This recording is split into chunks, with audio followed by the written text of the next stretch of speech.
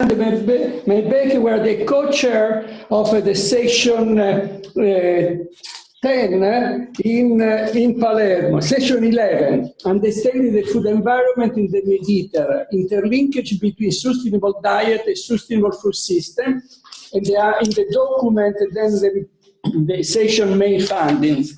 And today will be associated with the output from the web dialogue #1 that was held last week. Thanks, Gianluca, to run the web.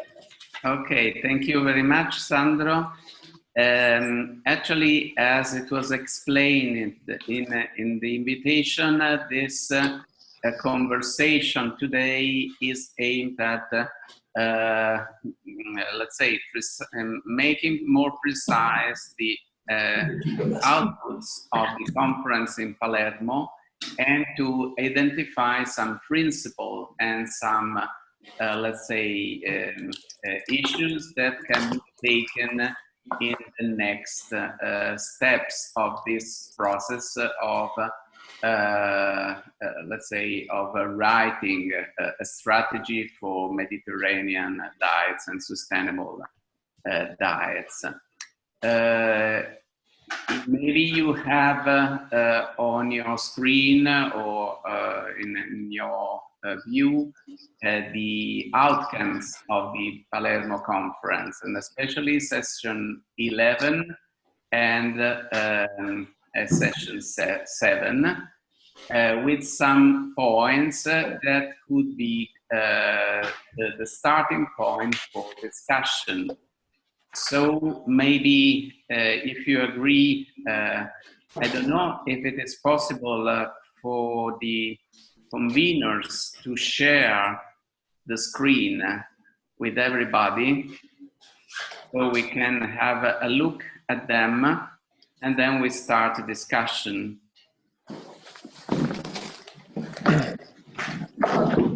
Dove vado? Giù, Ecco, non vedo dove posso andare per... Sì. Sì. Okay. So this is the document that Sandro circulated.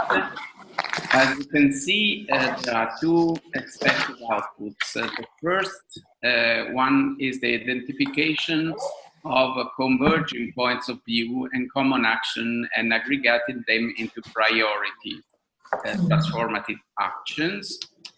And the second, the identification in case of relevant reference.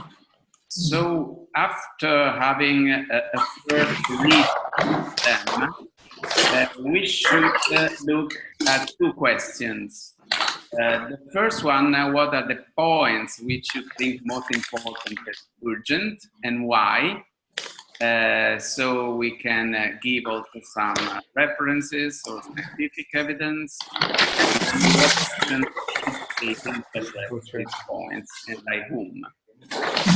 Please. So I see that there are some people joining in a second moment, so maybe it would be good to have a very short round of presentations. So what do you think, Sandro? Yes, I think that it will be good if we can very briefly introduce each other, so we know who are participating. Okay, maybe you can start in that room in which I see at least 4 people. Yeah. Hi, everyone. My name is Dalia Mattioni. I think I may know most of you. I'm working in FAO on the Market Linkages and Value Chains team in the Nutritional Food Systems division, and I've worked on the food retail environment, so the way that food retailers are especially organized in cities and the impact that this has on their dietary patterns. And I also contributed to the session that Gianluca spearheaded in Palermo. So happy to be here. Okay, thank you, Dalia. Then we can continue with the round. Yes, Florence Egal. I have been involved in the Palermo conference and related issues for quite a while. Okay, thank you. Hello, everybody. Jose Valls. I work in the food systems program here at FAO and working precisely in this initiative with CIAM and UFM on this multi-stakeholder platform for the Mediterranean. Okay, thank you very much. Then we can move to the next room. I see a DL room somewhere. I don't know where. DL room. DL room is Hamid El Bilali. Ah, okay. He's a researcher of CIHEAM-Bari, and is also the reporter of these meetings, these dialogues, web dialogues. I continue with the CIHEAM-Bari. And I am Gianluigi Cardone, agriculture economist. I works about the food systems and diets, particularly about sustainable issues. And I presented, I was presented in Palermo about my presentation on enhancing sustainability of diet quality typical agro-food products as a cornerstone of the Mediterranean diet. In this case, I presented the case study of Apulia about sustainability linked to the prodotti qualità Apulia to the valorization of the typical traditional products. Thank you. Thank you. I'm Luigi Sisto, the responsible of ICT development of CIHEAM-Bari, and also I'm the coordinator, technological coordinator of this web meeting. Thank you very much. Then we have Giampiero. Good morning, everyone. Thank you for having involved me in this very nice conversation. And I'm sorry, but I don't have a webcam on my screen, so I cannot use it. Anyway, I'm a PhD candidate in landscape and environment. I study urban food policies, and I'm involved in the planning and monitoring of two local food policies in Italy. And I'm in the technical secretariat of Italian Network on Local Food Policy. I'm an agrarian economist too. Okay, thank you very much. I don't know, I see a new face in the room at FAO. Hello, good afternoon, good morning, wherever you are. My name is Divine Njie. I am the deputy leader of FAO's strategic program on food systems. Thank you very much. So I have to tell you that Alexandre. Sorry? There is Alexander. Ah, where is Alexander? I don't see him. Yes. Ah, okay. Alexander, can you introduce yourself? I'm having trouble connecting to the internet. Okay. You have to start with audio. Click on start audio, please. Yeah. Ah, okay. Hello, good afternoon to everybody. I've cut my audio because there are lots of various noises from all those that are not talking, and it makes it quite difficult to understand. So I was in Palermo. I co-chaired the session on food environment with Gianluca, and also made an intervention on landscape and diet. Now I'm working in the food, trees, and agroforestry research program of the CGIR, and so which explains my main interest now on the interaction between food systems in a broad sense and diets and their nutritional outcomes.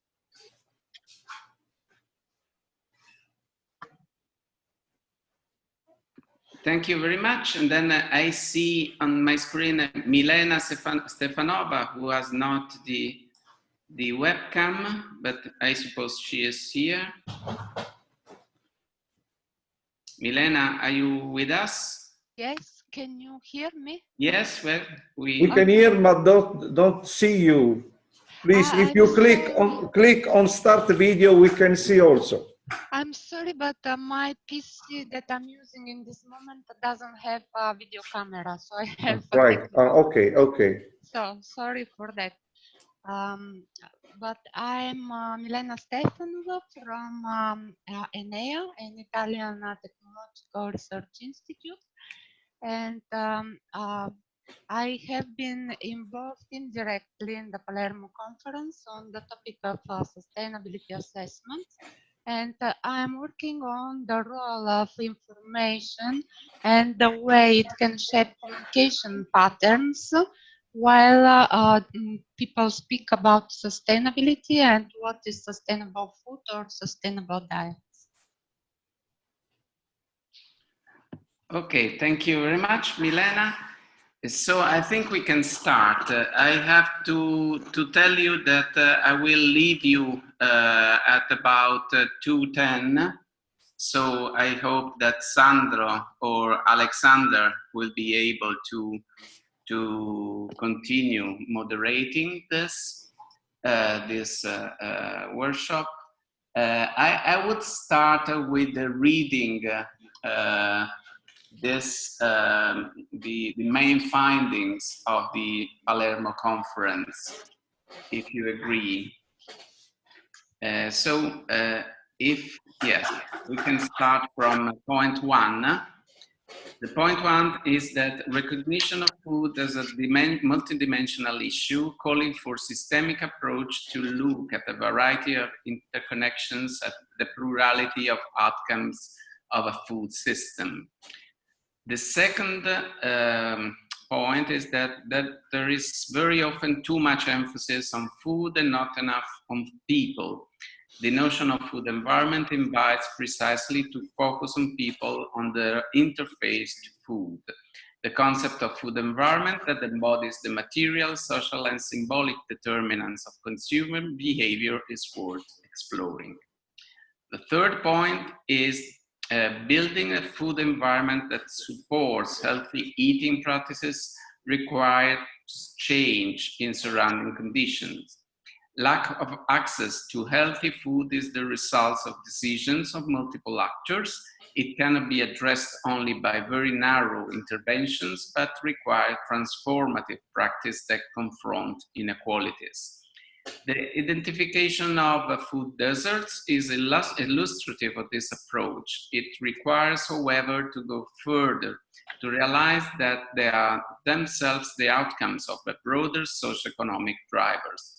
Space is the product of complex social relations. Fifth point, we need to go beyond the rational choice theory to understand people and their social practices. Practice itself depends on material determinants, competencies, and meanings. In that regard, retail does have an influence mediated by material and immaterial determinants on dietary intake. Places matter.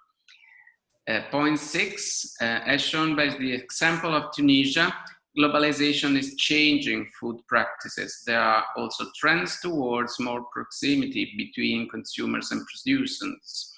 One example is the development of short food supply chains in France, defined as having not more than one intermediary. 52% of population uses them, for an estimated 10–15% of food expenditures expected to grow to 20–25% in 10 years. The example of a scheme linking sustainability and quality of products in the region of Apulia in Italy with the objective to communicate the information to consumers raises the critical question of the food practices of consumers buying such types of products and to what extent such a scheme could modify them. Point 7, among the major changes between the traditional modern model in Tunisia have been noted the change of attitude towards seafood from aversion to social valorization, a strong increase in the consumption of poultry, eggs, dairy products, sweets, the reduction of meals from 3 or 2 or even 1, accompanied by the development of nibbling, the apparition and development of eating out that now concerns all meals. Point 8, transition have been described in consumption pattern for consumers starting to buy in short food supply chains towards an increase of fresh food and vegetables, a reduction of meat after an initial increase. They seem to be driven by 3 mechanisms: learning, self-promotion, esteem, and social control. Point 9, a general observation was that eating out is a missed opportunity. It could provide numerous opportunities to change food practices. Can you go? Yes. Okay. This is the points of the previous session, and the other session. Yes, is sorry, Sandro, what are these points that we see on the screen now?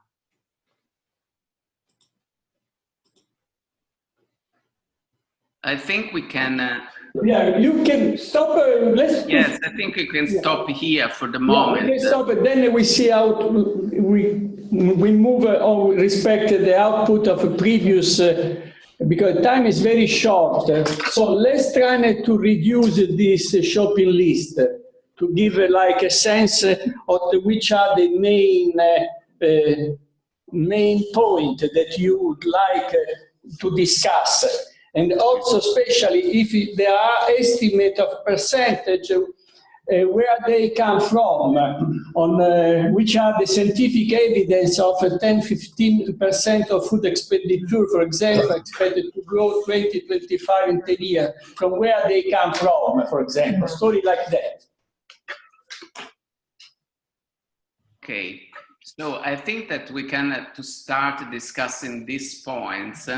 As a general comment, I can see here that we need, let's say, a key concept that is able to unify some of these points. And I think that one way of reasoning is the building territorial food systems inspired to the principles of sustainable diets, because we are speaking about individual behavior, but we are talking about retailing, we are talking about eating out, we are talking about short food supply chains, and actually strategies to, let's say, to pursue sustainable diets could be based on a strategic thinking of urban and territorial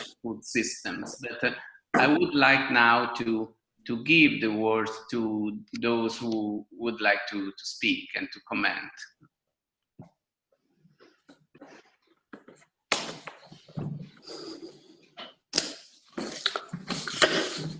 Can you use me? Yes, sorry, I'm pretty good at starting the ball rolling. When nobody wants to talk, I always want to talk. Three dimensions, I think, this issue of eating out as a missed opportunity. There has been a lot of work done on street foods, maybe some time ago. Also, eating out has very much, in the Middle East area at least, been the normal way of eating. Nobody would think about closing themselves in a small room to eat in 4 or 5 people. Actually, eating in the street and having a collective way of eating was part of the culture, and which we should therefore take into account, but also maybe rebuild, in particular in urban contexts, where you have a lot of migration and you have a problem with social networks. So it would be a good opportunity to think about that. The second dimension, there is quite a lot of work done, in particular in Egypt and Near East countries, on food banks. If you go and see the Egyptian food bank, Jordanian food bank, etc., they're very much looking at how to reallocate the waste that we all know in this society. There is so much food given out in meals, and therefore there is so much food thrown away afterwards. And there is now quite a lot of connection of reusing that food to feed local populations that do not have access to that food. So there's a waste prevention, but also a social dimension, which I think we should look at. And the third point was there is quite a lot of attention now that is being given to economic and social and solidarity economy, and a lot of it is in urban areas with women's group. So I think there again it contributes to the food environment, and I think these are specific aspects that could be useful in this part of the world. Thank you. If may I insert?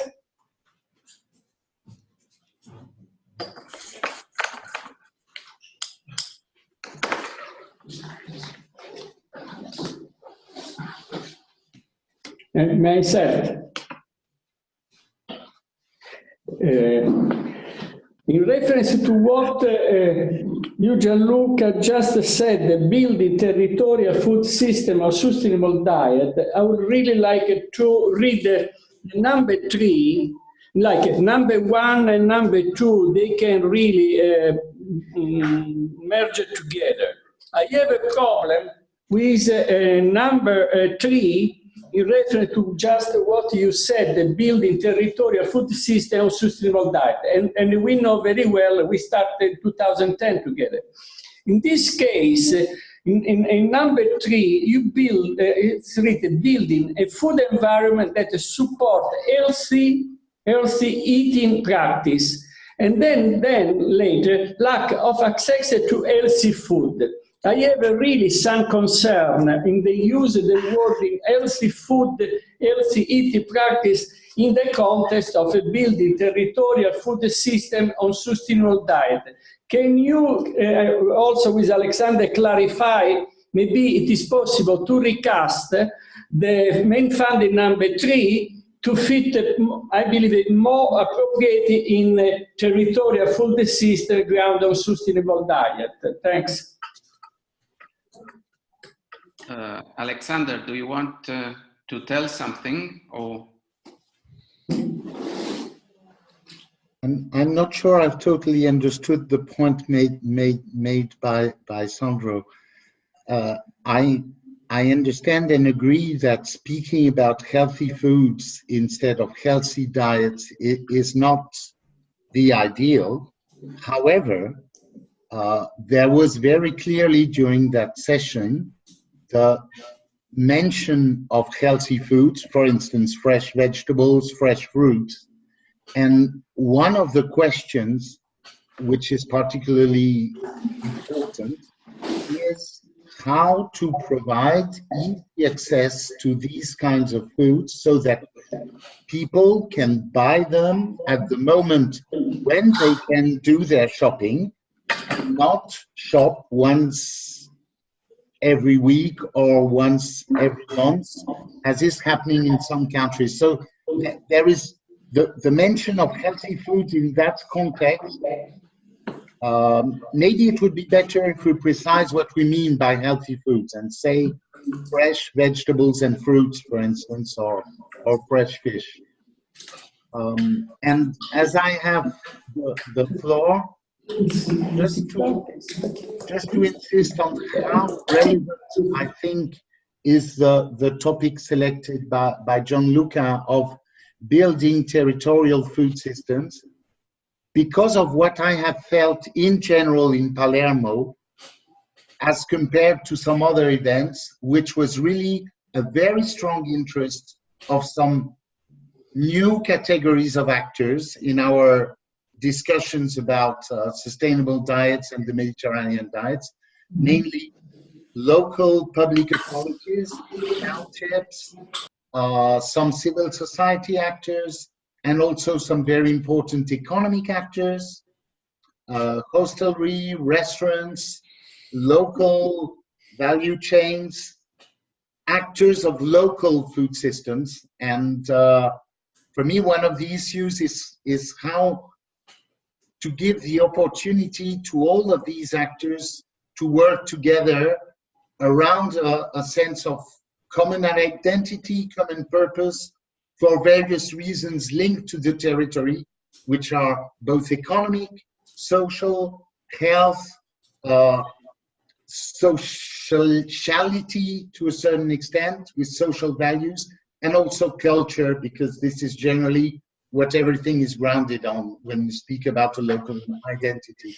So this made, for me, this was really around that there might be new opportunities, interest of new categories of actors in this common discourse.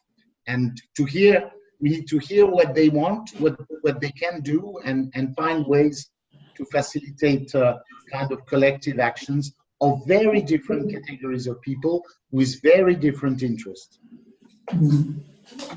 Thank you very much, Alexandre. I see that we have a Francesca Forno of the University of Trento, who is organizing a conference of food systems in Trento next November. Francesca, can you tell us hi and maybe let us know a little bit what you are doing? Hear me? Can you hear me? Yes, we do. Yes. Okay. Hi, I'm a sociologist here in Trento. I'm a professor of sociology, expert in collective action dynamics. And we have built a food policy council. We have been working for 2 years around building trust among different actors in more or less in the same line you were discussing just now. And now within the table that is made by different stakeholders, solidarity purchasing group participants, farmers, young farmers, member of the Biodistretto, that is a district, a network of young farmers that are producing organic food. And within this work that has been long for 2 years, that has been going on for 2 years, we have decided to build a conference around 3 main issues: production, distribution, and consumption. Things are going very well. There is a lot of interest around this, and one of the topics addressed in the conference is exactly what we were discussing, although I joined just 5 minutes ago, but I could catch some words. That is a concept of sustainable diet. And the idea is more or less discussing together with all these different actors what this concept really means. We know that means buying more local food, but Trento is also a very peculiar area because it's a mountain area, so there is not, is also very specialized in few products. So, this is just a few words about what we are trying to do. I'm happy for inviting me here because what I could already catch in just 5 minutes was very relevant for what I'm trying to do. And thank you very much, Francesca. Can I just react very quickly to what Francesca just said? I'm completely supportive, and I am involved with that exercise in Trento, and thank you very much, Francesca. But I think it is very important also when we're talking of Mediterranean food systems. I believe that Trento is much more of an alpine food system, and I think that I believe there may be other Italian cities. There's a lot of other Italian cities that may not have gone to the level Trento is doing about getting a food council. So the point is very well taken. There's a lot of cities that have things to bring up to that discussion. And I certainly hope we'll have a similar discussion one day on alpine food systems with people in Europe, in Switzerland, in Austria, etc., and probably Pyrenees and the Carpathian also. Thank you.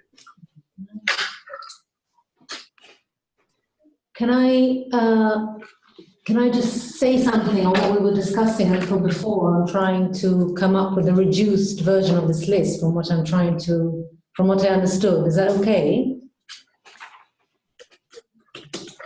Okay. All right. So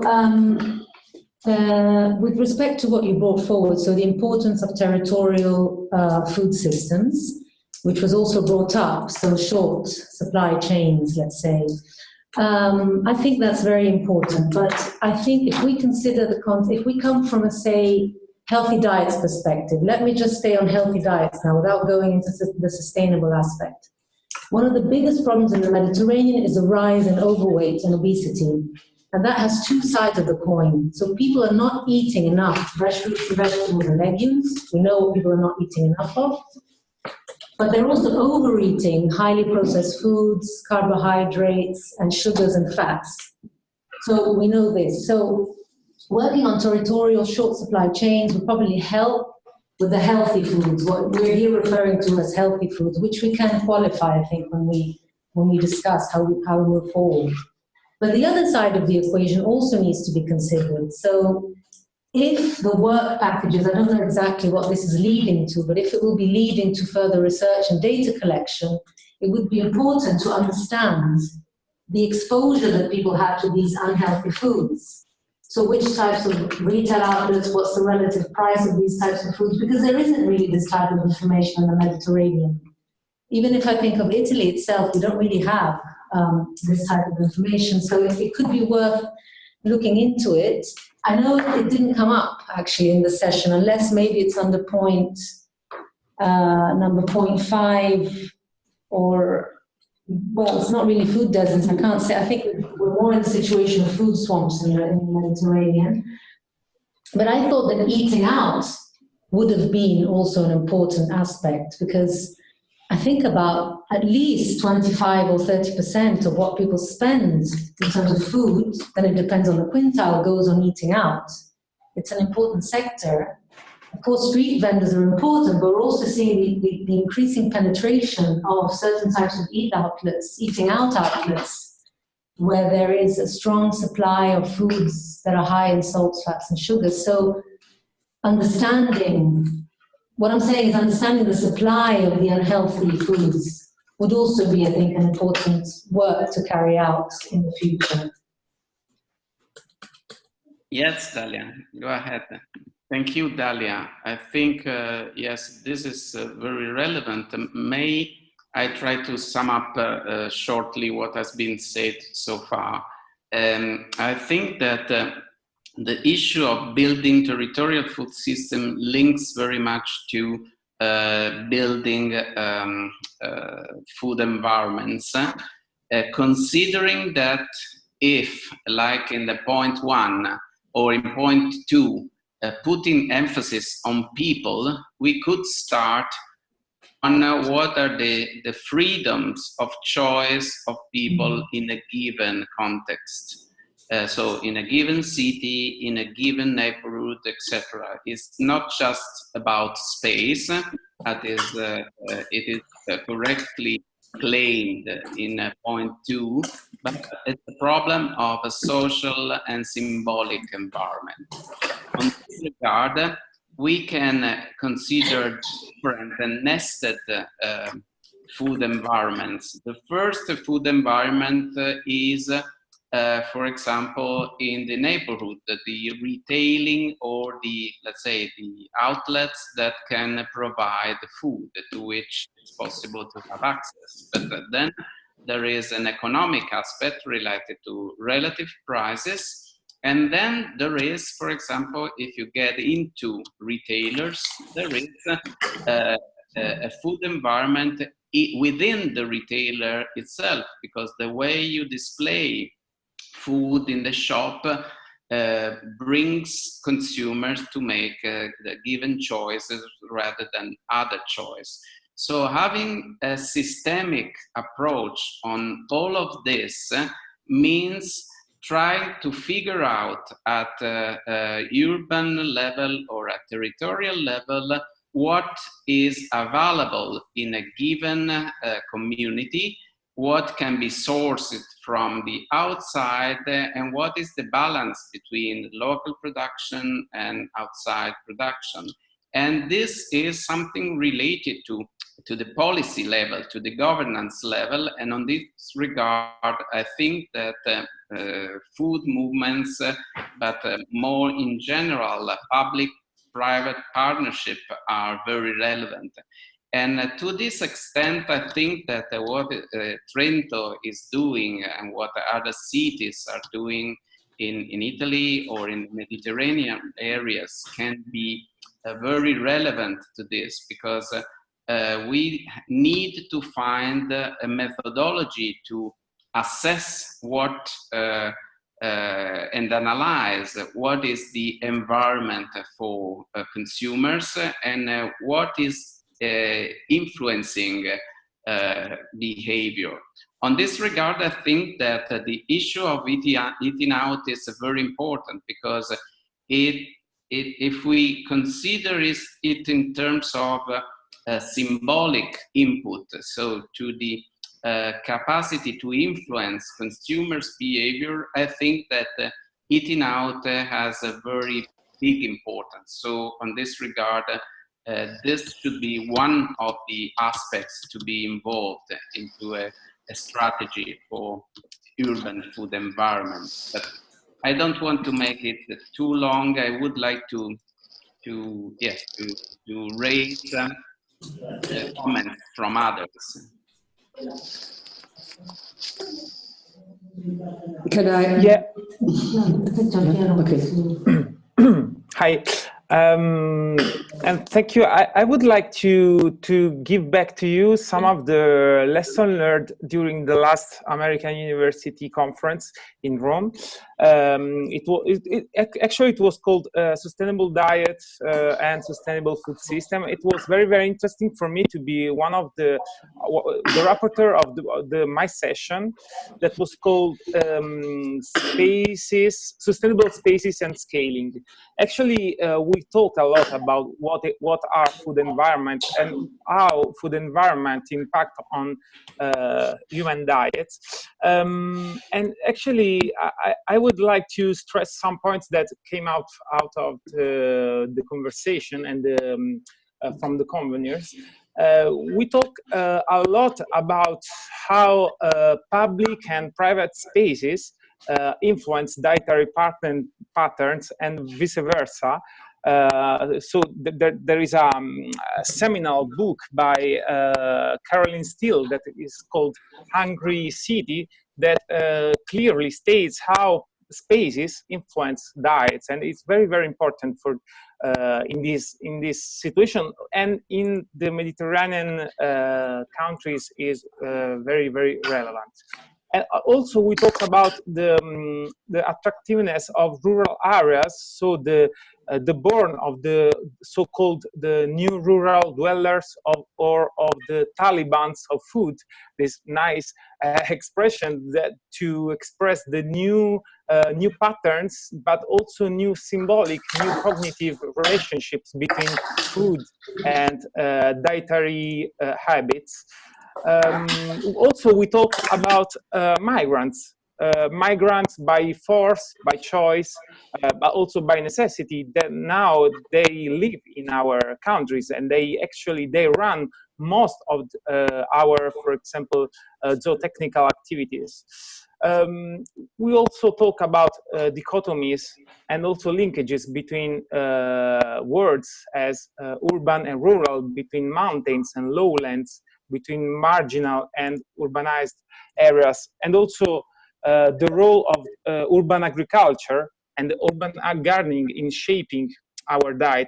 Actually, in my studies and also in my experience, I've seen many cases of urban farming and urban gardening, and I think that apart from the productive role that they have, they play a very, very important role in make people more aware about where food comes from and how food is produced, and how young people can improve and can learn about specificities of food and etc. And we know that we know very well these issues, but I think it's very, very important to stress the role of urban agriculture, both as productive role and as a social and formative role.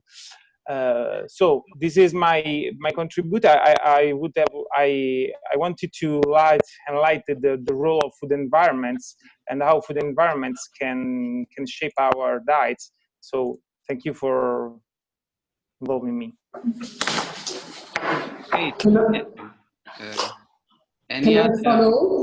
Can I follow on what Giampiero just said?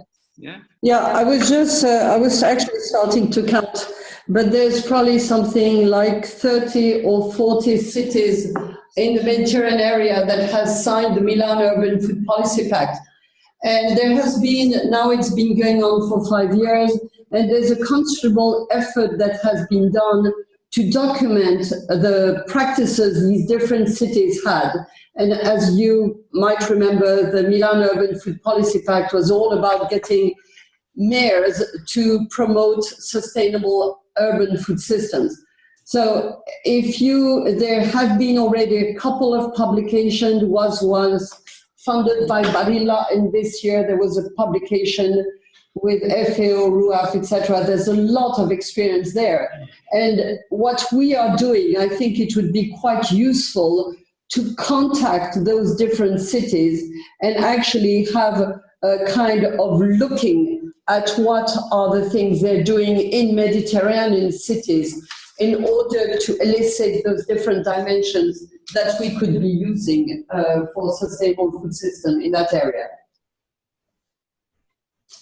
Yes, I think that this is a very important aspect for action, because we are asked here in this conversation to identify some points for action. And I think this is very important because our session in Palermo was very good, in my view, in identifying the problems.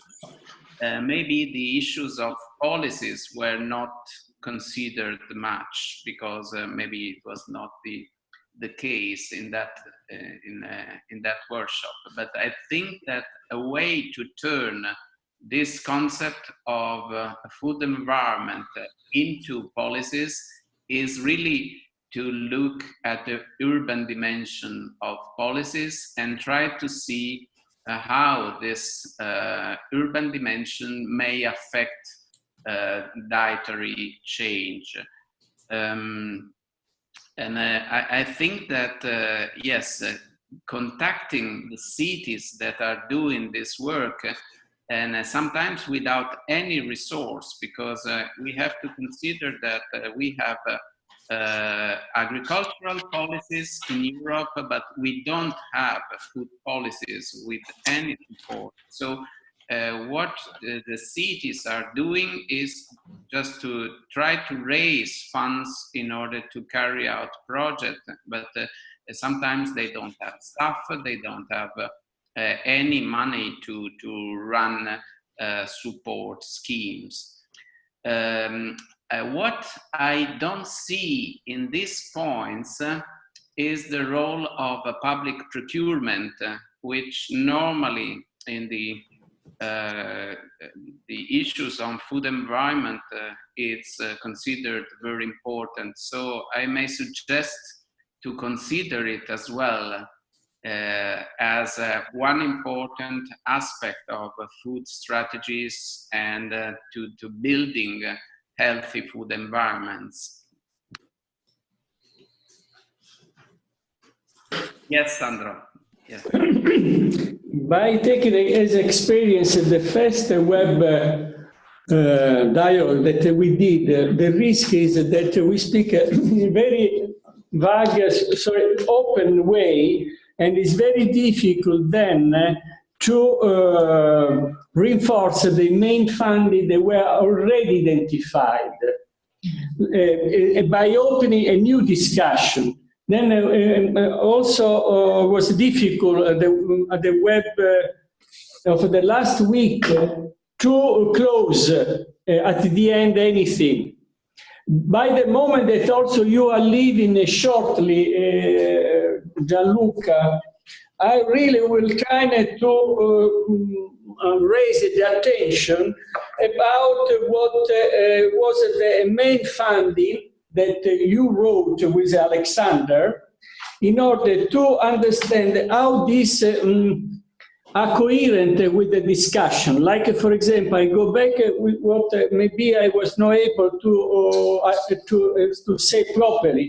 If you speak about building territorial food system, I go to look for in the text if I find this concept, as well the concept of sustainable diet as a wording in the text, and I don't find.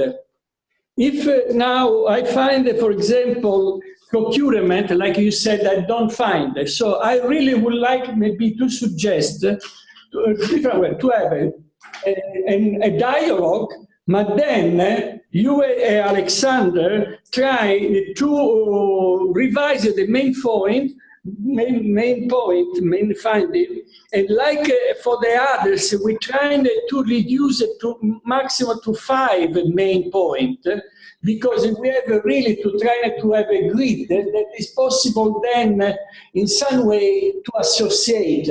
If not, the risk is that we open now a discussion of urban and rural that is already part in the wording of the section that was run by Jorge Fonseca, section number 3, specifically on the urban food policy pact and rural and urban interlinkage. You know what I'm proposing is really like to try to give some kind of fil rouge in what we are discussing, because if not, I believe that it would be very difficult to have some concrete outcome from this conversation, like it was exactly last week. Can I have very concrete things to suggest. Yes, let's reply. First of all. Sandro,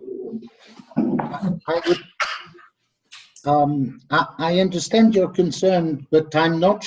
I don't think we are going away from trying to find more concrete, and I would say catalytic points on which to insist. For instance, the importance of public procurement is both linked to this question of territorial food system, and also to the question of eating out, because a lot of the eating out is in fact either in public places like schools and hospitals, or in places that through public-private partnerships can be part of a territorial policy of a public view of how things can be improved. And as we are in this question of reducing the numbers, if we can come back to the list of them, because I think part of the items that were there were in fact research results that would be part of the background. Item 6, 7, and if I remember well, 8 are really examples that can be, to a certain extent, part of a background after which we would go rather to actions. 1, 2, and 3 are very linked and could be one. So we can probably reduce it. We can see the how many items you really want to get out of it, considering that there are also other parallel discussions. But we can probably arrive to 2 or 3 big items that I personally would also link to the actors that are the most concerned. So probably something around public policies and local public authorities, probably also something around retailing when we think about food environment, and finally maybe an item about eating out, something like that. So I think there are already 2 or 3 big axes around which can coalesce the various comments that have been made until now. Yes, Florence had Yes, I'd like to react to 2 points you made, Gianluca. The first thing, as you know, there is now a CEMAS, which is the Centro Mundial de Valencia para Alimentación Urbana Sostenible, which is supported by FAO. I think CEMAS could perhaps be in a good position to help draw the experiences of cities around the Mediterranean. The work you have done, Gianluca, in Italian cities is well taken into account.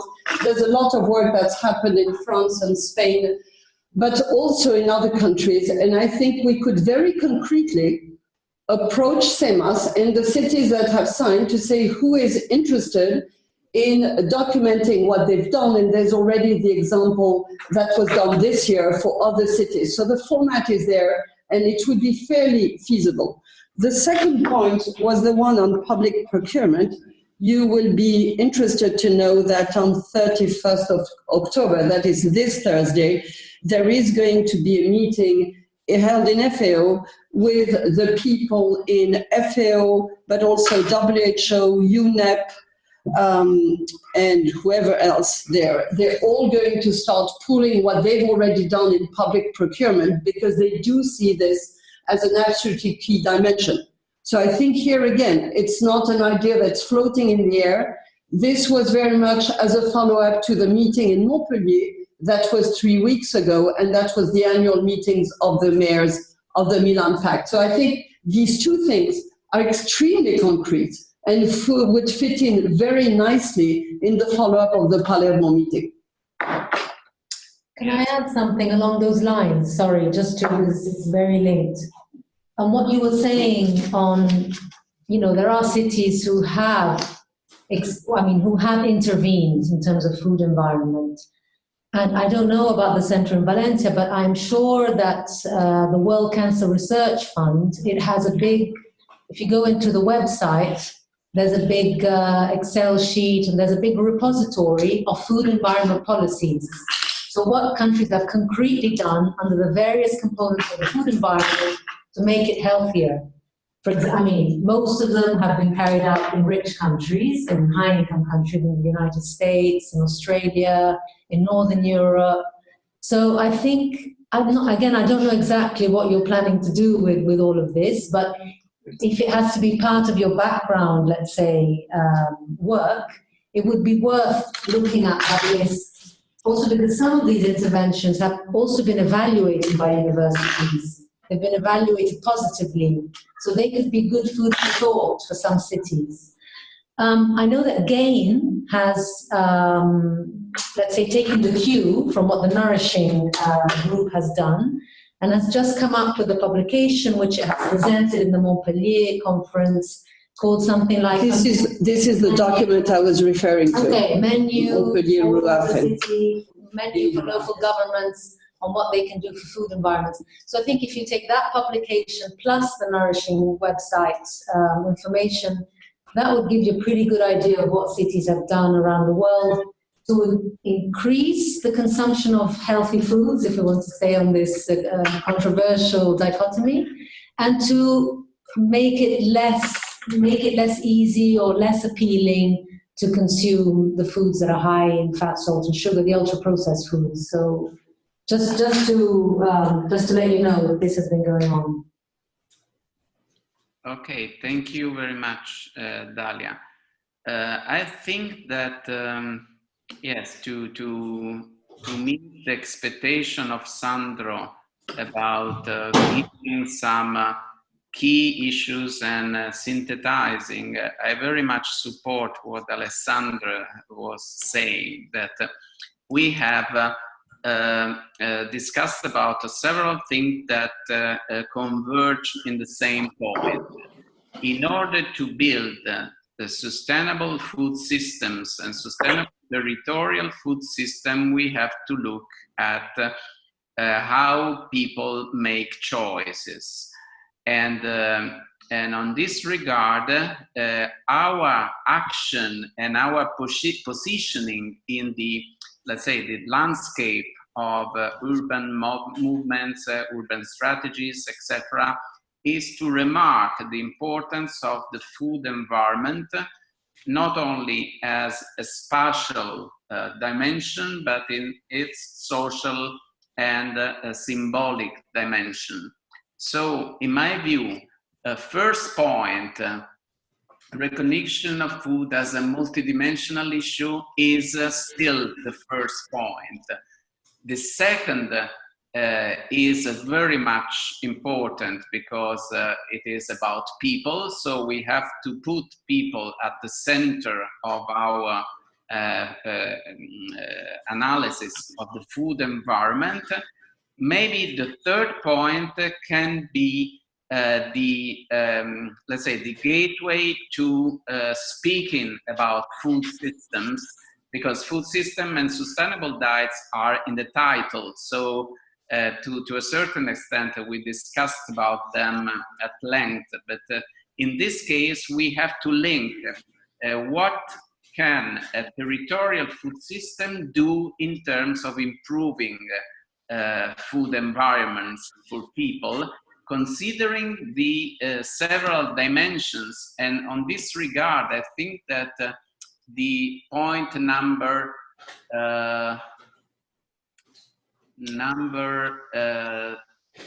7, no, sorry. Yes, the point number 5, it's very important. Material determinants, competencies, and meaning. So strategies for a food system should address these 3 points, and policies should address these 3 points. And this is a contribution we can give also to cities in Valencia, in the center of Valencia. I agree very much with this, but also all the other movements that are raising in Europe and in other countries to try to address these points and see how the organization of the food system can really influence consumers' behavior. I'm sorry that in 5 minutes time I will have to leave, so maybe I will give the stick to Alexandre to carry on with the process. Okay.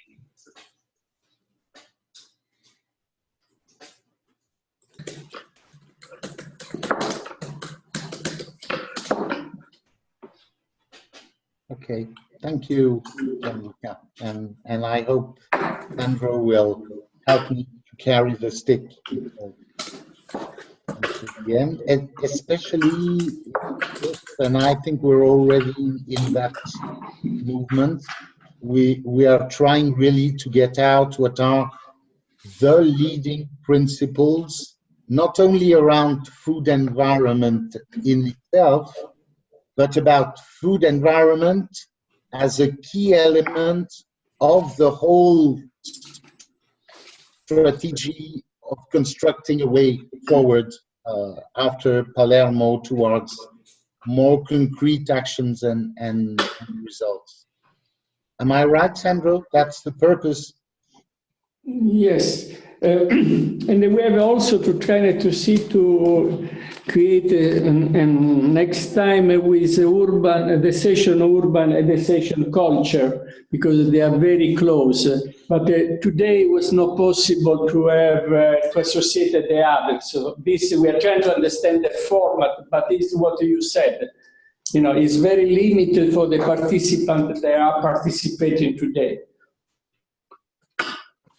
Maybe what I would suggest is that if we can get out of this session 2 or 3 leading principles to bring them to the next one, because it's very linked to urban environment and culture. And I think the points that Gianluca just made about the 3 dimensions that need to be taken into account in public policies could be part of the principles that would also help liaise with the next session. Then I just want to raise a point, and here, Sandro, you'll be furious because it opens a new question. We also have to be careful not to exclude rural areas from our thinking, because the question of food environment is also a question in rural areas, and there are now, as has been shown in the Transmango project, rural areas that are food. So there are questions of urban areas, of rural urban, and also questions about rural areas in themselves that we should not forget. And also I'm insisting on that because maybe one of the questions that is so important in the Mediterranean as a whole is precisely the relations with the areas which are the most urbanized around the Mediterranean and rural areas that may be a bit less developed and further from the coast, and the link between these two types of areas. And so where would we go from here if we agree on what has been summarized as the main principles out of this session?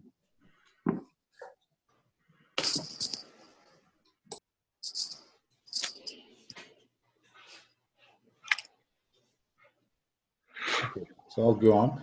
And maybe also, apart from the principles that have been highlighted, there are also some key actions. One of them is the idea to link with networks and institutions at city level. Another one that was suggested by Florence in the beginning was to see how to maybe link better with some civil society, social movements. A third one could be how to extract information from research networks. And there I have a question: to what extent what has been found in the United States or Canada or Australia could be extended to the Mediterranean? Is it something that might happen in the future, or are there still big differences between the two types of areas? So these are definitely research questions and probably research action questions. I think, can I? Yeah, of course. Yeah, I think that also according to some recent studies, in urban areas there is ongoing a sort of westernization of diets, that it means that they are going more and more near to patterns that are similar to US diets or Canadian diets or Anglo-Saxon countries. Maybe in the rural areas it's much more difficult to understand patterns because actually people are more spread in their territory, so it's much more difficult to understand and also to gain data, to reach data, to have some monitoring of what are the diets in the rural areas, while in the urban areas it's much more simple because of it's a matter of density.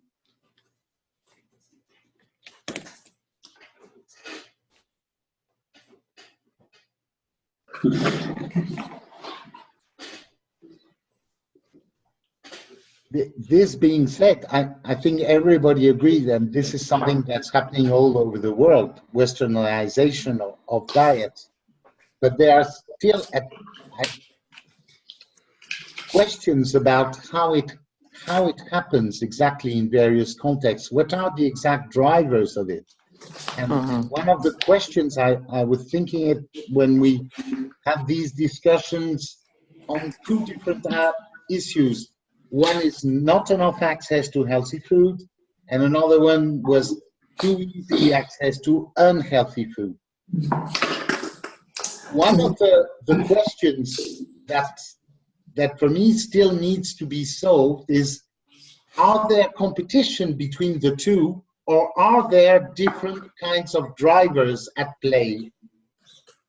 not to use more healthy foods or to use more unhealthy. In other words, are they competing between themselves, or do they have common drivers, these two issues, or are there separate kinds of drivers? For instance, loss of time, not enough time to cook, and issues of that kind.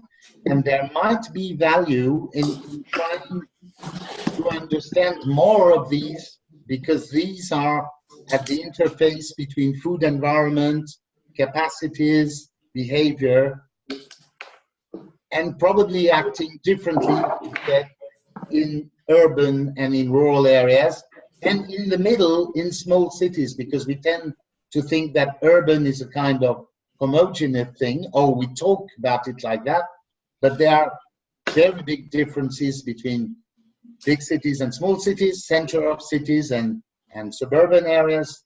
So we probably need to be careful in the way we talk about these kind of phenomena, not to oversimplify things that in reality are probably quite complex. Yeah, Florence. Yes, I think this is a very important point, and as you know, there's been that process that has been started by UN Habitat on urban-rural linkages. Now, and we did mention last time the guiding principles. Now there are articles coming up. There is an SCN paper that's going to look at nutrition and urban-rural linkages, and looking precisely at that. There's also a chapter in the book that Bioversity is putting together, which is looking at the relevance of urban-rural linkages and biodiversity. So this topic is now getting quite a lot of attention, and I'd be happy to share whatever of those documents are already published or drafts if they're not completely advanced. So I think it's a very important issue.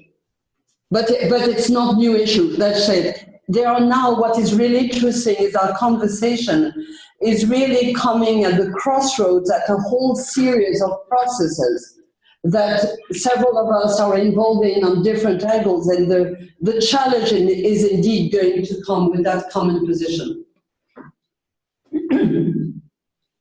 May I? Yeah, go ahead, go ahead. There's another point that I should, I believe, stress more. The network of the networks, the critical mass converging standpoint, that is one of the main part on which we are reflecting. We are not really creating something new or inventing the wheel. We are trying really to, by taking the stock taking of the reality and to connect what should be connected. Just what was said is another point that in the main fund, I'm really concerned on the wording, in what this web dialogue number 2 will produce in wording, in text.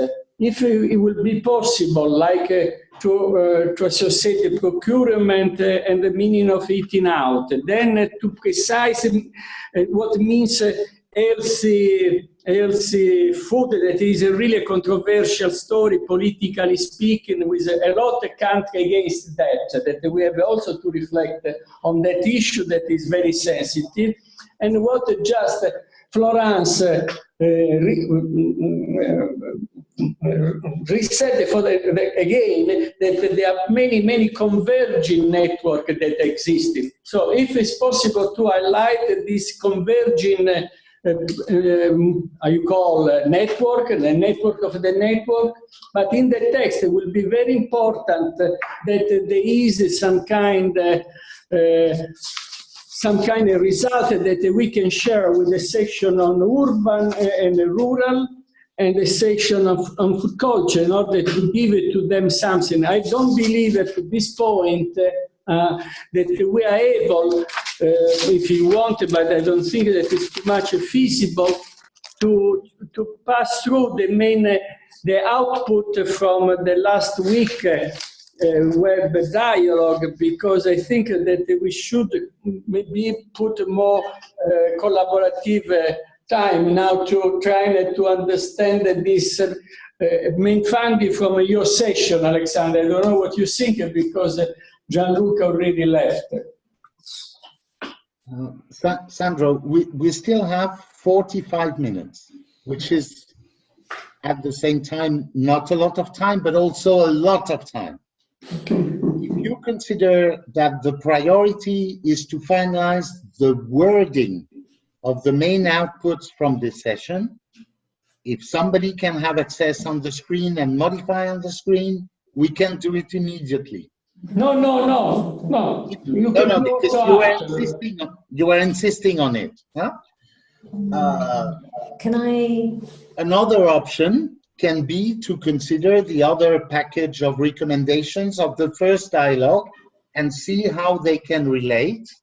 And a third option would be to go to any other important point, as maybe Dalia is going to raise one. No, I just wanted to make 2 points. One is this issue of the wording, because it's true, it is in FAO quite controversial, and some countries don't like it. If you read the literature on scientific papers, they use it. I think the latest Eat Lancet used healthy foods, unhealthy foods. Okay, considering though that it's controversial, we can opt for nutritious and less nutritious food because that's acceptable. So, but I wouldn't get rid of the concept, let's say, because realistically, and that's what the food environment literature has been saying for decades, people are disproportionately exposed to certain types of foods because they're also heavily marketed. So even if you wanted to eat less of them and therefore have a healthy diet, it's a bit hard to do so. So in order to target these types of places and foods, you need to also conceptually make a distinction. Anyway, that's just to, so that was the first point. You could also say nutritious foods and then refer to the dietary patterns of the population, because what I'm saying is that we know that people are not eating enough fresh fruits and vegetables and legumes, so you could use them as a proxy, let's say. But anyway, that's maybe getting into the details. The other thing is that food culture, and what you were saying about the fact that in the United States, in Australia, in Northern Europe, where many of these studies have been carried out, they have come to some conclusions, and they may not be the same in the Mediterranean area. Yes, I agree fully, which is why, and then you were also speaking of the drivers. Why is it that people are eating more of certain types of foods and less of others? Are they the same drivers? And this is exactly why the concept of food environment came up, because it wasn't just sufficient to educate people, but you also needed to, there are structural issues that we need to be looking at, such as relative price and availability.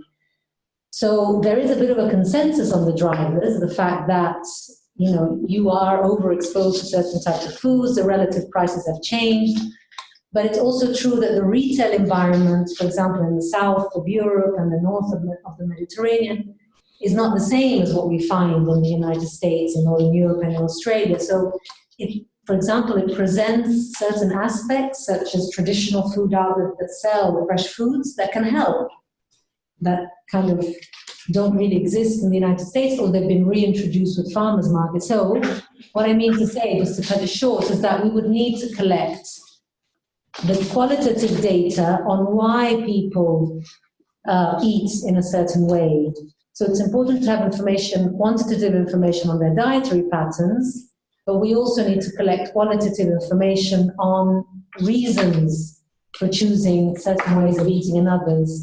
So again, if what we're talking about is to be transformed into work packages and working areas, this would be an area of further inquiry, because every country will have its specificity, of course. If I may, I think that there were two very different and very important points in that. The first point for me is this question of wording. You're totally right. Most of the literature says healthy food, unhealthy foods. We may want either, there are two ways to replace that. Either you replace by nutrition, dense foods, or less. So that's one option. Another option would be to select some groups of foods that are more represented in the Mediterranean diet than in other diets, like vegetables and fruits, as an example, because the retailing of vegetables and fruits is very specific, especially in the Mediterranean, or at least in Italy. And on the other hand, talk about more fat and sugar dense products and foods and beverages. So that could be an option. And I think it would make more sense to have groups of foods because they are at a certain place in the pyramid. And it speaks to people, and you can find more concrete action than nutrition-dense foods, which frankly doesn't speak to anybody, apart from a restricted group of people that immediately, unconsciously translate them in healthy, unhealthy. So that was one thing. The second thing which is important is, I think, is we're trying to identify very concrete pathways on which both to work, but also possibly already begin changing things. So if we identify retailing as an important issue, and I think it is the case, it would be worthwhile to have it clearly identified, having the words in the outcomes of that session. And while you were speaking about food culture, I was also thinking that one of the main differences probably between Anglo-Saxon culture, and especially the United States, and the Mediterranean is that in the Mediterranean, meals still exist and are still a kind of collective experience. One of the questions for me is, it's clearly very cultural. Would you include that as part of the food environment, as the individual experience with food?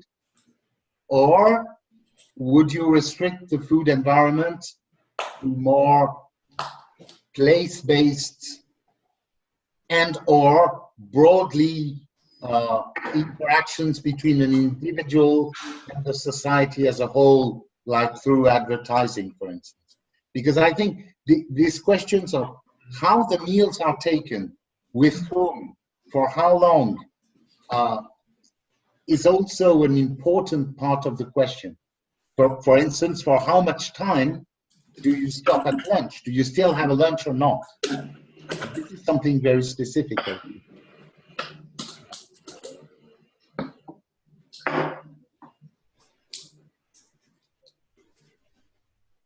He's muted. You're muted. Go ahead, Florence. Yes, talking of the things that were done in related field of activities in the last 2 years, something like that, and that are related to the Mediterranean region, there was a working group in the Committee on World Food Security on urbanization and rural transformation. And there was a side event in particular, and Gianluca Brunori was on the podium with me. So he's gone, but it's an event he was at. And at that event, there was a lady called Suad Mahmoud who talked, and she's from Tunis. And she was looking at gender issues related to that. So I think there again, we can retrieve some work that has already been done and try and bring all these things together in what we're doing.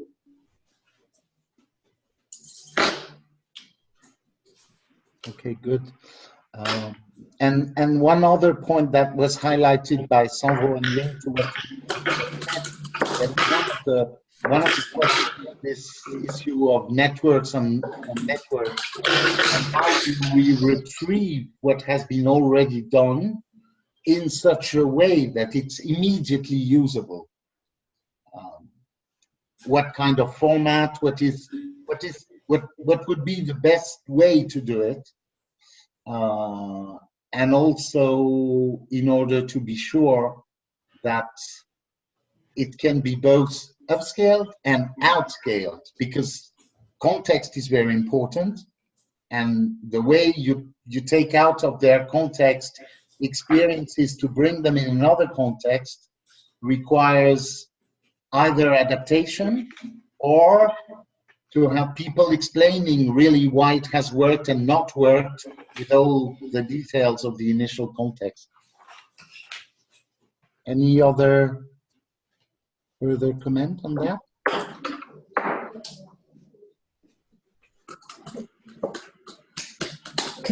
Sorry, I don't want to. Go ahead, go ahead. I just have one, because I was looking at CIHEAM and Divine, and they're working for an area of work here in FAO where the way food is transformed from farm gate plates is very important. So what this brings to my mind is the issue of time, because one of the problems that we have today, and one of the reasons why convenience food and eating out is so important, is that people don't have time. And linking back to what you were saying about which actors to involve when we discuss this at city level, or small cities, rural areas too, because the issue is relevant there too. Even in rural areas, people don't have time. Is how can the small industry, the small and medium industry, be involved in such a way that they can supply foods that is transformed in such a way that it's easily consumed without being high in fat, salt, and sugar? That's really a key issue. Because, and we haven't really discussed it. We haven't really discussed it with food technologists to know whether it's feasible, whether it can be affordable, but at the same time bring profits to the businesses. The whole issue there is a bit of a gray area. And so, since might be working on the eating out and how to make certain foods available in a certain way, we could also be looking at issues of processing and starting a dialogue with private sector on this. I mean, there are virtuous examples. It's not that people need to be poked into doing this. So there are big, medium, and small industries that have started doing this, and in such a way that it's profitable and also cheap for the consumer. So it would be nice to collect information on this and maybe use it as case studies to spark. It's not an extra point. It's part of the eating out. Well, that was my fear, introducing extra issues that were not discussed here. That's why I you didn't bring it up. Okay, all right. I wasn't in Palermo. I don't know, to what degree we need to diverge. So I think it's good for us to listen and then position ourselves where we can be of most value to the process. Okay. That's kind of how we're seeing this. Okay, I think it would be a spin-off of the eating out, because a lot of times the eating out is for convenience, because people don't have time. So that's why it would be part of, but I've said it, just take it, you're the people leading this process. So. If already we start linking everything that's already been done, it's going to be amazing. May I, Alexandre? Yeah. Okay, the title today is Making Progress in Better Understanding Food Environment for the Design of a Sustainable Food System Conceptual Framework. Okay? If we watch now, going back to the main point 3, the main point 3, that point 1 and 2 is perfect, introduce the food environment concept, but when we go to point 3, build a food environment that support healthy eating practice, I would like maybe building a food environment that support a sustainable food system. We have really to try to understand how the food environment concept, notion, that is like a story that become famous in the moment people move. In some way, number 3, building a food environment that support a sustainable food system, not that just go immediately to the healthy eating practice and healthy food and then come. Then if you see point 8, because then it comes to the problem of number 3, stay for a moment, number 3, that at the end confront inequalities. We know very well what it means inequality. There are not access, a lot of people, they don't have access, economic, finance to buy fresh food, fruit, vegetable, like that. If you go to number 8, you will see that there it is more specified to buy short food supply chain toward an increase of fresh fruit and vegetable, reduction of meat. Then they go to consumption. But I would like really to better understand, like we are supposed to do, how food environment support a sustainable food system. And then require change of surrounding conditions. As we know, the sustainable diet approach brings not just only the health dimension, but the economic dimension, the biodiversity dimension together with the environmental dimension, the social-cultural dimension. So it's a kind of approach that I believe the food environment should highlight, linked to sustainable food system, not to the one aspect that is the consumption aspect. But that I believe in this main point, it's very difficult to say that we are making progress in better understanding food environment from this. When you are going with Gianluca, take into account our discussion to recast this main funding. We should increase and better understanding of what is food environment, especially because if there is a food desert that is illustrative, what it means is a terminology that should be articulated in the context of food system and the sustainability of the food system by linking consumption and production. Here I think that in some way I lost myself, let's say, in recasting what it is about the sequence of this point, like the identification. We needed to go behind the rational choice theory. Perfect. And then I believe that we could connect this point in order to make a progress in food environment understanding. Allora, yeah. Sandro, first thing, remember that these were the conclusions of the session. They were meant as the conclusion of this session, not as broad principles to orient action in the future, which is why some of them are summaries of research that was presented. It is the case for the French experience, and it is the case for the experience in Tunisia. It's not all conceptual and principle. So some of them, as I said at one stage, should be either taken out or put as part of the background, because they are not principles. They are evidence-based conclusions in a certain context, at a certain moment. And I take this opportunity to answer your question of the beginning about the evidence behind the French figures. It is the conclusion of years of research in INRA on these particular issues.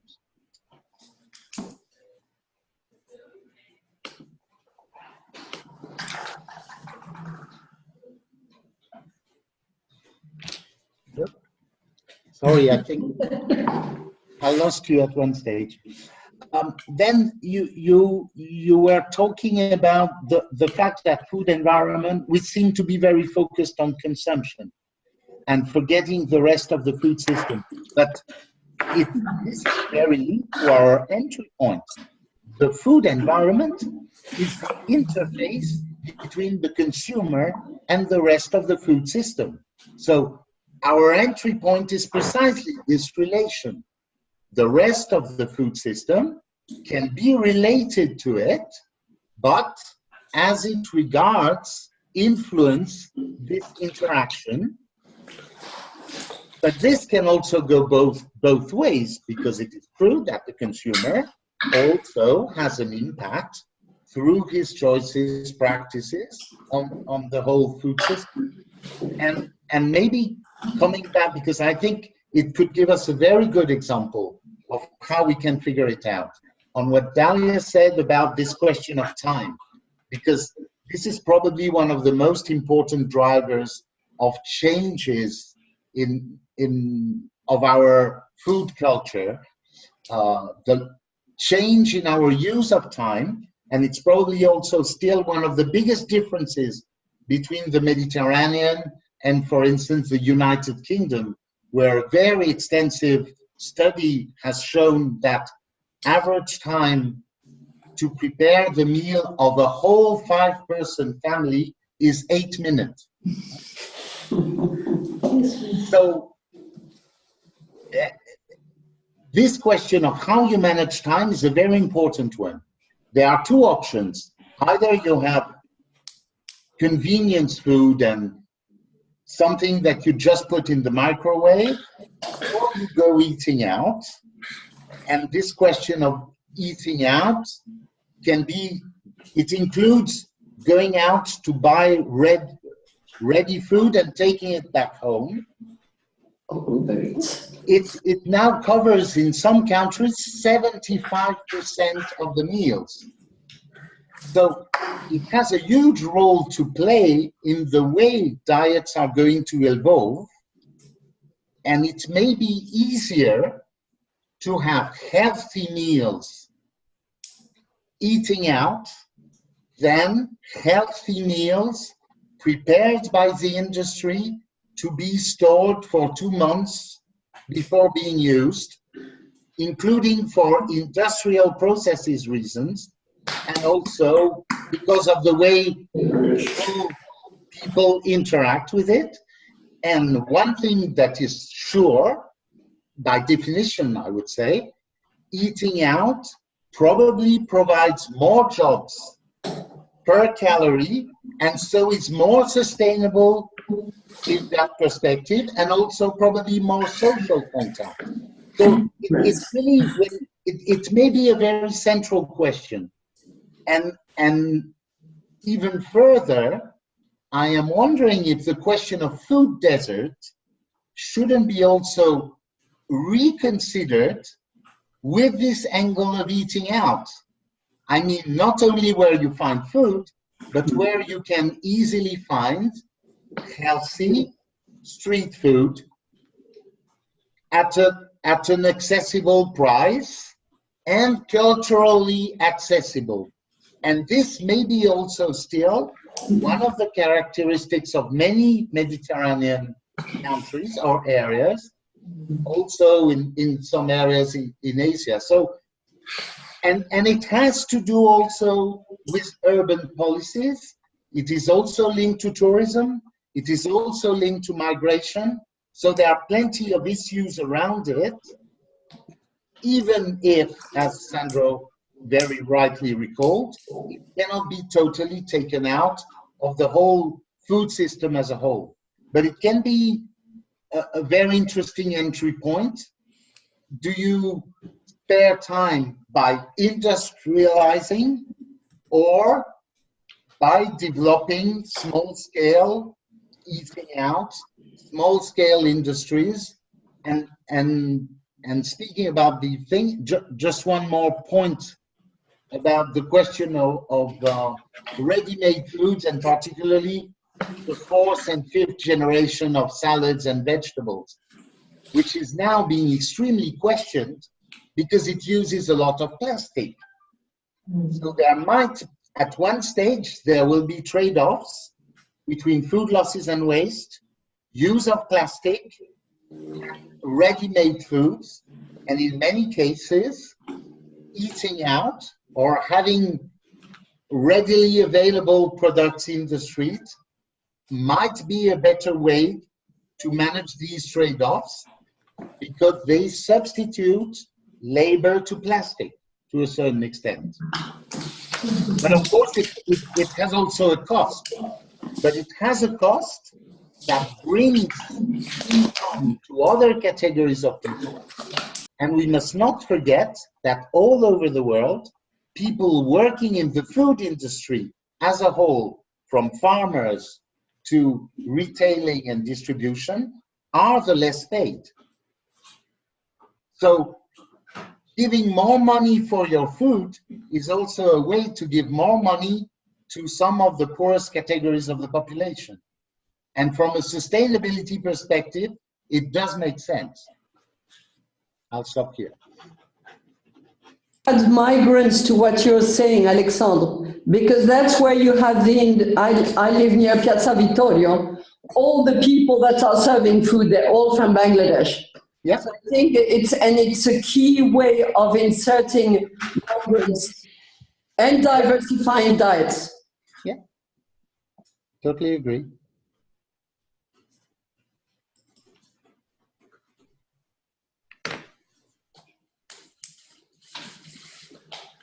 So, different for the third one. Sandro, do you think we need to make more progress, or do you think that we can make more progress on these points now? I believe that we are trying to understand the format of this web dialogue, because by thematic section, they don't work, I feel, too well, in the sense that this should be intersessional session, but are technically difficult to combine several sections and to have some kind of outcome. But I believe that for like what we have done today, we have made progress in this kind of exchange. But the point is to, like you said, I have realized that the main funding from Palermo were main funding from sessions. Yes. They are now trying to use the main funding from session as a principle to be used in design a conceptual framework. That is an exercise a little bit still harder to be understood, because we are working like you come in a track change, we advanced a lot, no? But this ability that if it was possible to have other participants from the other session, we could manage better. But to be only us, I think that at least for this exercise in the mind, little bit, I believe, I don't know the other Jose Divine that are part of this, let's say, design group. If it makes sense to advance, to improve the format, to try, because it depends also from the calendar of everybody. But definitely, I believe that I made personally a progress in understanding the approach of a food environment on the consumption side. The entrance is to make focus on the people and not on the food. Then come all the problem, no? Because we don't have here the other, they are working on culture and social. No, but I believe that we cannot, that is feasible to do. That is only the second one with the various contingent. But I would like also to hear more, if it's possible, from Divine. What do you think, Jose? Thanks. You know, for me, I mean, it's there was no cookie cutter model to follow. You know, this thing had to be designed and then tested. But I think maybe where we need to modify a little bit is the way we structure the sessions.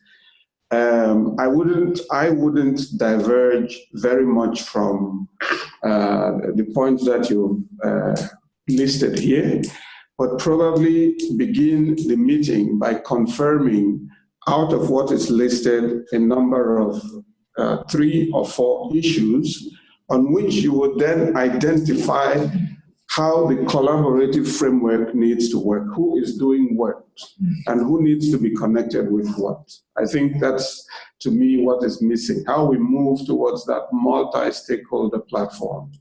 I think that's what we are still a little bit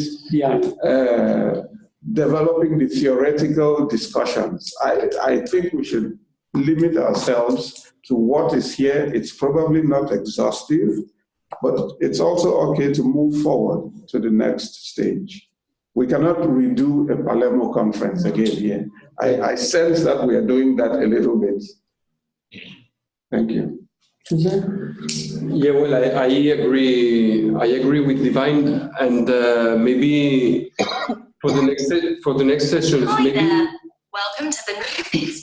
Okay, maybe we can identify already from the beginning these 3-4 points and focus on what can be done about it, but also on the trade-off, because I think, and now in the end, this trade-off with the example of of the plastic and convenience, and there are so many trade-offs between the different sessions, no? And this is what was the idea, I think, at the beginning. In the last session also, okay, there was a discussion, but it was a continuation of the Palermo discussion. I wasn't there, but from what I see in the conclusions. So how the challenge here is how to put those sessions together and analyze what are the trade-offs between the use of water and more fruits and vegetables, for example. So yes, maybe for next sessions, this poses a challenge also in terms of the participants, whether it would have to be a mix group of participants from different sessions, but yeah, it's as it was said, and this trade-off analysis is one of the more complex things that we have ahead. So also maybe focusing on concrete actions. For example, it was mentioned the public procurement as one of the possible actions that could encompass different of the aspects that we were discussing today. So starting identifying possible actions that can pull on different of these apparent trade-offs, I think that would be much more actionable in the end, no, for the platform. Because in the end, it's what is the platform going to be working on as a priority, no? Yeah. I was in Palermo, and I was probably in a parallel working session, because the logistics means you have to break things apart. But we are all working towards a systems approach. So it's absolutely logical that even if we have specific entry points and discussions that come to conclusions, the other groups will be doing the same, and hopefully we are all moving towards something that will make sense together. So I wouldn't be too worried to go back. Is that what we said in that particular session? But I would really, on the other hand, be looking out for ways that could lead and would be of common interest in other sessions, because that's where the systems approach will appear. And focusing on concrete things. What can we do? I think we should use what has been written, what's been agreed upon as entry point for discussion, but then not let ourselves be stuck by it. It's only a certain number of people that did a great job in a limited amount of time. There's many other people. So let's see concretely how we can get to the non-Palermo participants. How can we link that into, and then make sure that the thinking we came up through and the one we're following up on can actually lead to this common approach for the Mediterranean. Yeah. And then maybe my last point, if I may. Yeah. Go ahead. Just that I think we'll probably need a little bit more work in preparing for the sessions to get to have this kind of discussion that we're talking about. I think we need to do more work, more exchanging of documents, and then agreeing on those, those key things that we discussed and probably sorted out. I agree during the more limited time we have. Not possible next week. If I may, Sandro, you may remember that I was suggesting to arrive to that meeting not with the results of Palermo, but with something different. And I understand the willingness not to lose what has been done in Palermo, and to be because it's a way also to conserve all the people. But I think the biggest difficulty we have in advancing a discussion, especially starting directly from the outcome of Palermo, is that what we are trying to do now is to go from understanding knowledge to action, which is something particularly difficult for most of the actors that were in Palermo. Their place to be is academia, knowledge, bringing understanding, and this is what we have done for a long time. So, and it's one of the things that show that is that Florence is much more at her ease here, because she has been advocating action for a long time.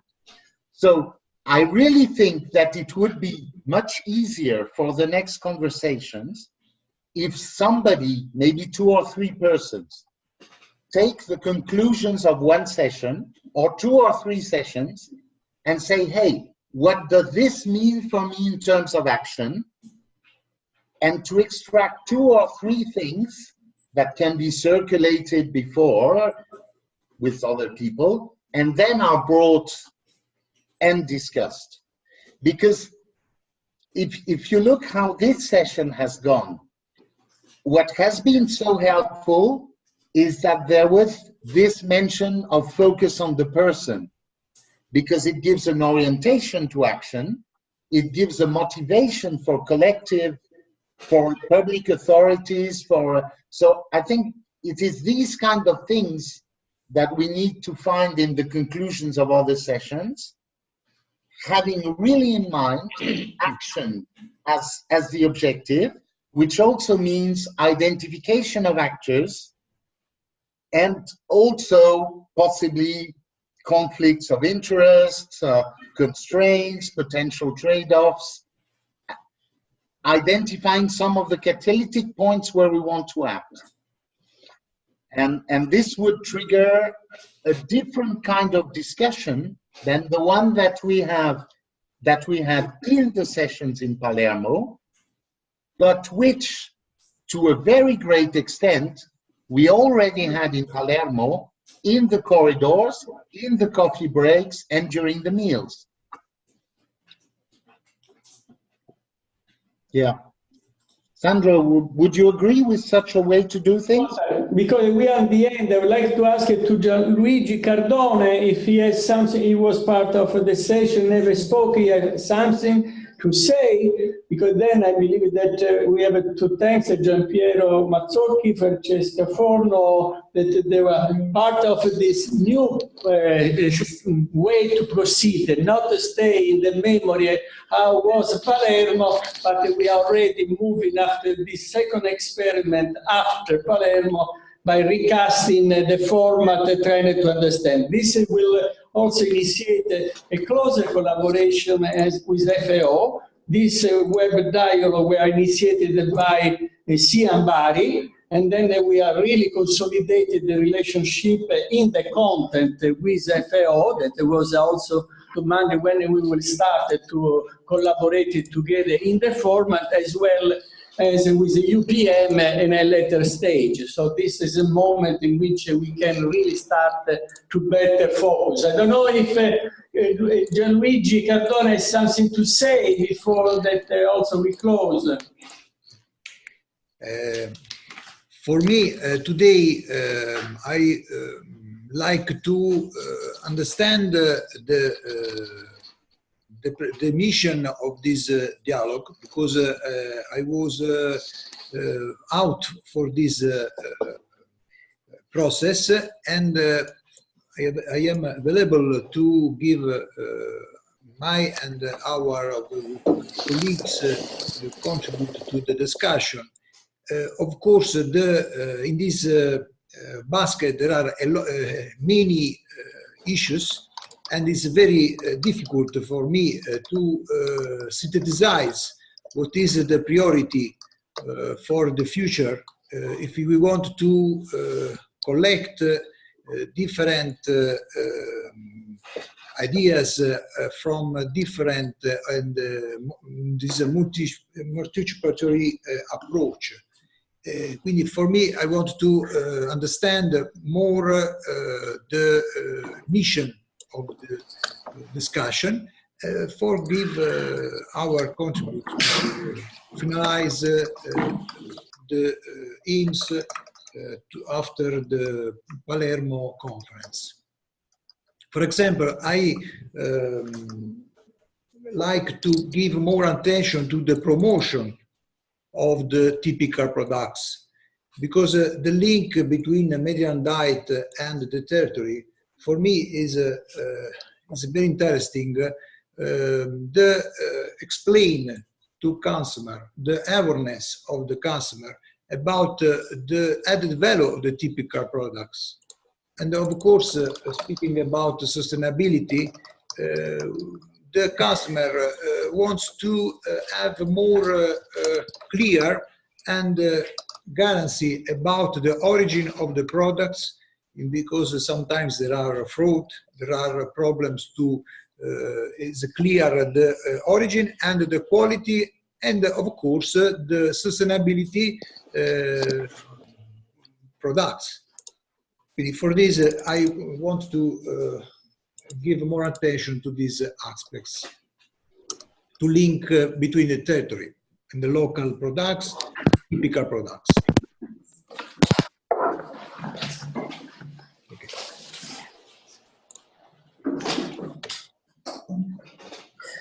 Just a minor thing, but we're talking food environments. I'm sorry, I should have talked before Dalia left. But this is one of the things that the people working on nutrition are looking at very seriously now. And again, like public procurement, this is something that is interagency from the UN side. And it is a challenge.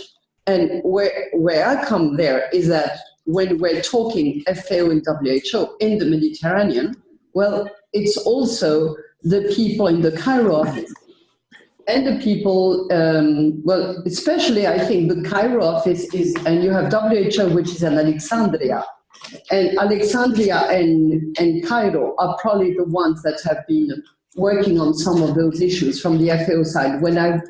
Before I retired, no, after I retired, I went to Tunis on a meeting organized by the Cairo office on food security. And they were doing quite a lot of work there. So I think it's really important also not to lose our people from the regional offices, because they have a lot to bring on what we're doing. Alexandre, do you want to close you?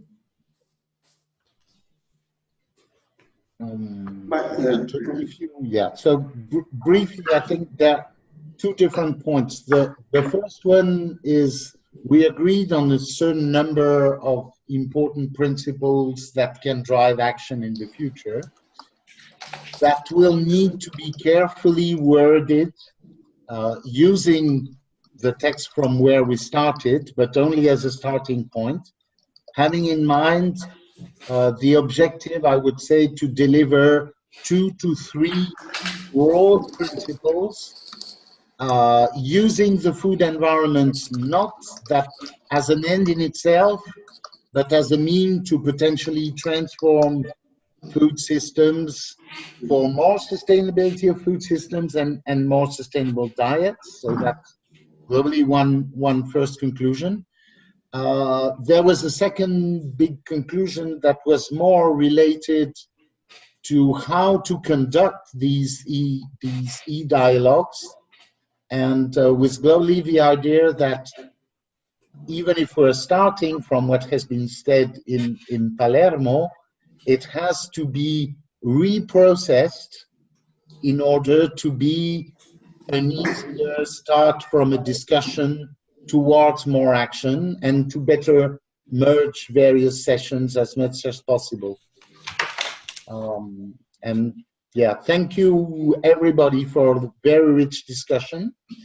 And I'll see with Gianluca how to proceed, and with Sandro on how to proceed to make this wording and circulate it in an appropriate time and way. Sandro, do you want to add something?